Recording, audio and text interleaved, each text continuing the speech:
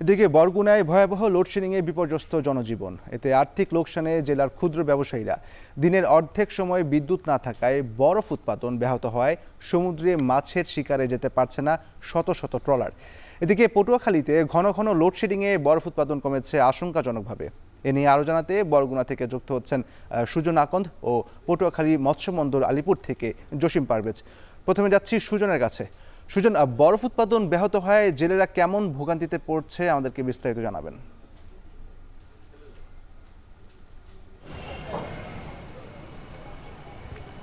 ইশতিয়াক, আসলে বরগুনায় কিন্তু লোডশেডিংয়ের ফলে জনজীবন যেভাবে বিপর্যস্ত হয়েছে, অন্যদিকে কিন্তু বরগুনায় বড় কোনো শিল্প কারখানা না থাকলেও কিন্তু যেসব ব্যবসা প্রতিষ্ঠান রয়েছে যাদের ব্যবসা মূলত বিদ্যুৎ কেন্দ্রিক, তারা কিন্তু বেশ বেকায়দায় পড়েছে।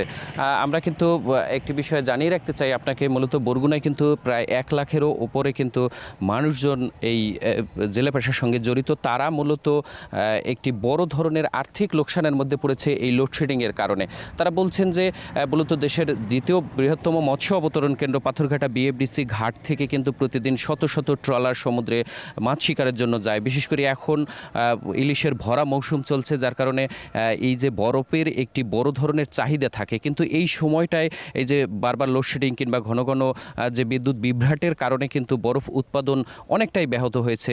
এখানে আমরা কিন্তু বরগুনার বেশ কয়েকটি বরফ কারখানার যারা বরফ মিলের যারা কর্মকর্তারা রয়েছে তাদের সঙ্গে আমার কথা হয়েছে। তারা যেমনটি বলছেন যে একটি বরফ তৈরি করতে 5 থেকে 6 ঘন্টা সময় লাগে, সেইখানে কিন্তু এই 6 ঘন্টার মধ্যে 3 থেকে 4 বার কিংবা 5 বার বিদ্যুৎ তারা বিভ্রাটের শিকার হয়, যার কারণে কিন্তু এই বরফটি পুরোপুরি একটা পর্যায়ে পৌঁছানোর আগেই যখন আবার বিদ্যুৎ বিভ্রাটের শিকার হয়, তখন কিন্তু সেই বরফটি কিন্তু আবারও পানিতে রূপান্তরিত হয়, যার কারণে তাদের কিন্তু বিদ্যুৎ বিলও কিন্তু একাধারে বেড়ে যাচ্ছে। অন্যদিকে কিন্তু বরফও কিন্তু তারা সময় মতো এই যে ট্রলার মালিকদের কাছে হস্তান্তর করতে পারে না, যার কারণে কিন্তু তারাও আর্থিকভাবে বেশ লোকসানের মধ্যে পড়ে। অন্যদিকে কিন্তু জেলা ট্রলার মালিক সমিতির পক্ষ থেকেও কিন্তু জানানো হয়েছে যে তারা কিন্তু বরফ এই যে উৎপাদন ব্যাহত হওয়ার কারণে তারাও কিন্তু এই বরফের সংকটের কারণে তারা সমুদ্রে যেতে পারছে না, যার কারণে কিন্তু আমরা দেখতে পেয়েছি এই যে মৎস্য অবতরণ কেন্দ্র, সেখানেও কিন্তু আসলে মাছেরও ঘাটতি দেখা দিয়েছে। অর্থাৎ সমুদ্রে মাছ শিকার করতে না পারার কারণে সামুদ্রিক মাছের যে ব্যাপক একটি সরবরাহ ঘাটতি দেখা দিয়েছে, যার কারণে কিন্তু দামেরও প্রভাব পড়েছে এবং দামও কিন্তু আমরা দেখেছি যে অনেকটাই বেশি দামে বিক্রি হচ্ছে মাছ। তো এই ছিল আমার কাছে বরগুনা থেকে লোডশেডিংয়ের সবশেষ খবর।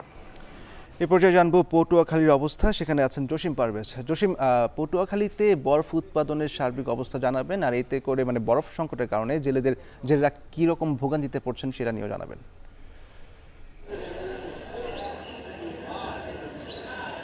এক কথা বলা যায় যে ঘন ঘন লোডশেডিংয়ে এক একটি বরফ কলের প্রায় বরফ উৎপাদনে প্রায় 1 দিন থেকে 1.5 দিন সময় লাগে, কিন্তু এখানে বিদ্যুৎ নিরবিচ্ছিন্ন বিদ্যুৎ না থাকার কারণে সেখানে কিন্তু 1000 বা একটি যে লট আছে সেই লটের বিদ্যুৎ বরফ উৎপাদন করতে সময় লেগে যাচ্ছে 4 থেকে 5 দিন। এ কারণে যে এখন যে সমুদ্র উত্তাল থাকার কারণে সকল ট্রলার নিরাপদ আশ্রয় এসেছে এবং অনেকেই মাছ বেচা বিক্রি করেছেন, সে কারণে কিন্তু বরফের চাহিদাটা বেড়েছে। আর এই বরফের যে পরিমাণে চাহিদা রয়েছে, এখানে হাজার হাজার ট্রলার এখানে নোঙর করেছে। এই সকল ট্রলারই কিন্তু এখন বরফের জন্য হাহাকার করছেন, কেননা বরফ উৎপাদন না হওয়ার কারণে সরবরাহ করতে পারছেন না মালিকরা। আর এ কারণে এখানকার যে জেলে রয়েছে তারা পড়েছেন চরম ভোগান্তিতে। ওয়েদার কিছুটা ভালো হওয়ার পথে, কিন্তু এখন সমুদ্রে যাবেন, কিন্তু মাছ সংরক্ষণের যে বরফ সেইগুলো কিন্তু সংরক্ষণ করতে না পারায় অনেক ট্রলার এখনও ঘাটে নিরাপদে বসে আছেন এবং অলস সময় পার করছেন।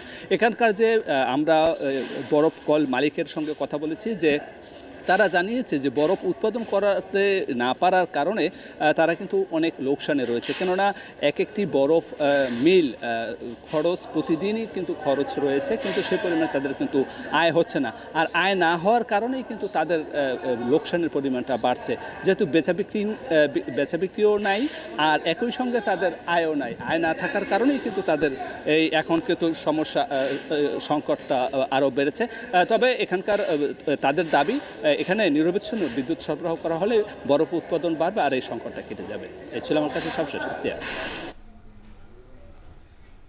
বরফ উৎপাদন ব্যাহত হয় জেলেরা কেমন ভোগান্তিতে পড়ছেন এ নিয়ে বরগুনা ও পটুয়াখালী থেকে জানাচ্ছিলেন সহকর্মীরা।